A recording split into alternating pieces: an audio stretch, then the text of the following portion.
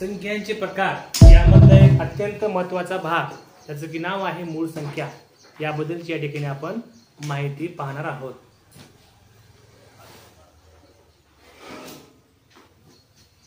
बघा, सर्वप्रथम पाहूया आपण मूळ संख्या म्हणजे काय।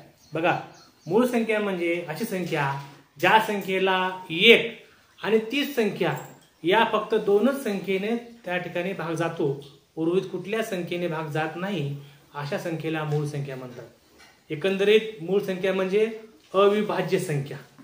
जसे की तुम्ही या ठिकाणी पाहू शकता, इथे मी मांडले बघा।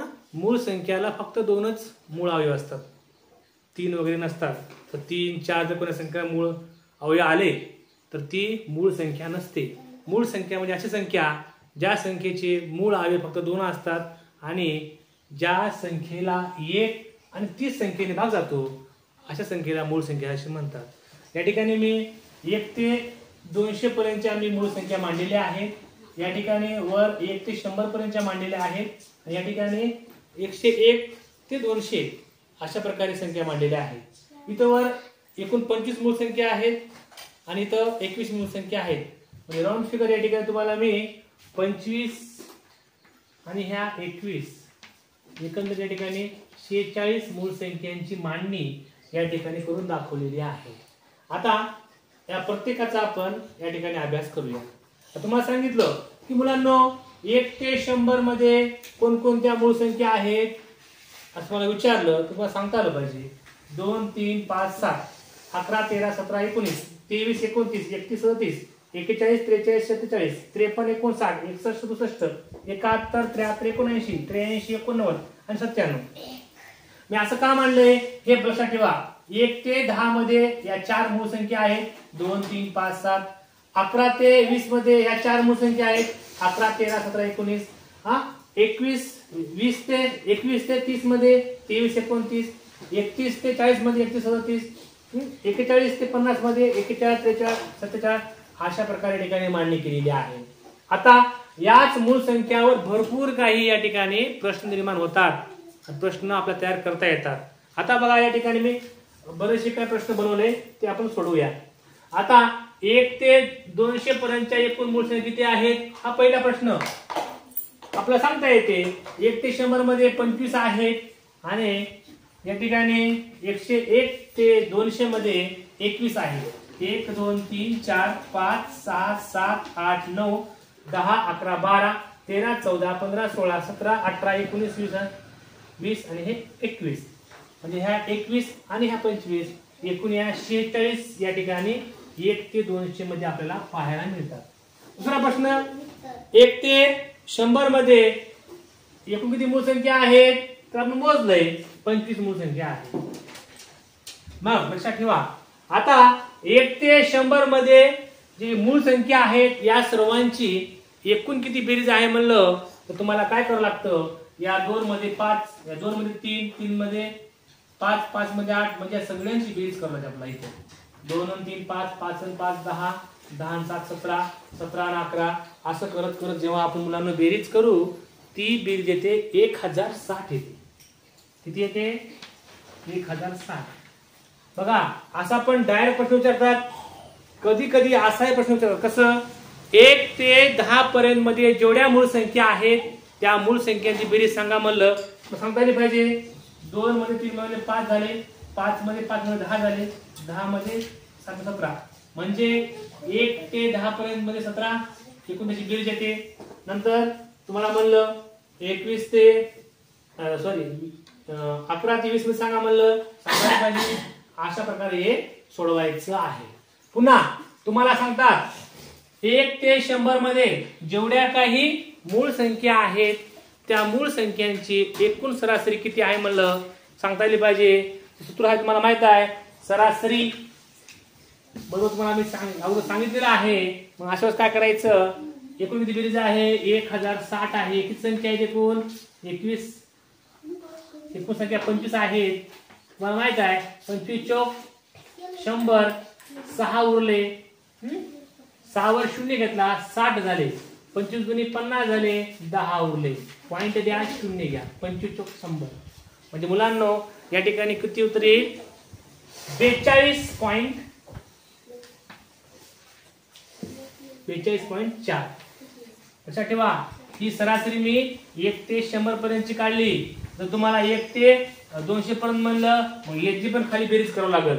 मी या ठिकाणी 1 ते 100 पर्यंतची सरासरी या ठिकाणी सांगितलेली आहे. आता एकमेव सममूळ. सममूळ म्हणजे काय होय की जी संख्या सम पण आहे आणि मूळ पण आहे. बघा सम आणि मूळ या दोघांपासून शब्द बनला सममूळ. सम आणि मूळ. बघा 2 ही सम संख्या आहे, 2 ही मूळ संख्या आहे, म्हणून 2 ही संख्या सममूळ संख्या आहे.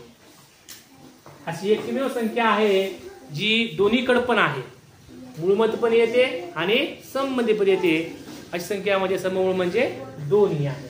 आता अशा किती संख्या आहेत कुठं 1 ते 100 मध्ये ज्याच्या एका स्थानी 3 हा अंक आहे.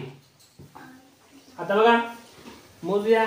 एका स्थानी 3, 1 2 3 4 5 6 अशा 7 म्हणजे 3 13 23 43 53 73 83 अशा एकूण 1 2 3 4 5 6 आणि 7 अशा एकूण 7 ह्या अशा संख्या आहेत ज्याच्या एका स्थानी 3 हा अंक या ठिकाणी येतो. म्हणजे तुम्हाला काय सांगता येते एकक स्थानी 3 हा अंक असणाऱ्या एकूण 7 संख्या आहेत. आता 7 हा अंक असणारा पहा किती संख्या आहे 7. 1 2 3 4 5 आणि हे 6 अशा एकूण 6 संख्या 4 किती स्थानी 7 अंक येतो. आता 1 हा अंक असणाऱ्या किती संख्या शोधा. 1 2 3 4 5 आता पुढचा प्रश्न. अशा 1 ते 100 मध्ये किती संख्या आहेत ज्या की संख्यांची जरी आपण आदलाबदल केलं एका ठिकाणी दशक ठेवलं दशक ठिकाणी ठेवलं तरीही हे आवाज करू नको तरीही त्या मूळ संख्या येतात. बघा या ठिकाणी 11 या 11 संख्या तुम्ही कसंही मांडा मूळ संख्या येते. 11 असेल नंतर 13 आहे नंतर ही 17 आहे नंतर हो आहे 31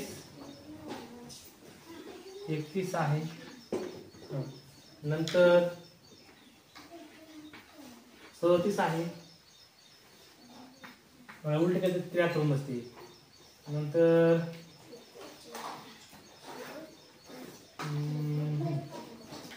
71 आहे 73 आहे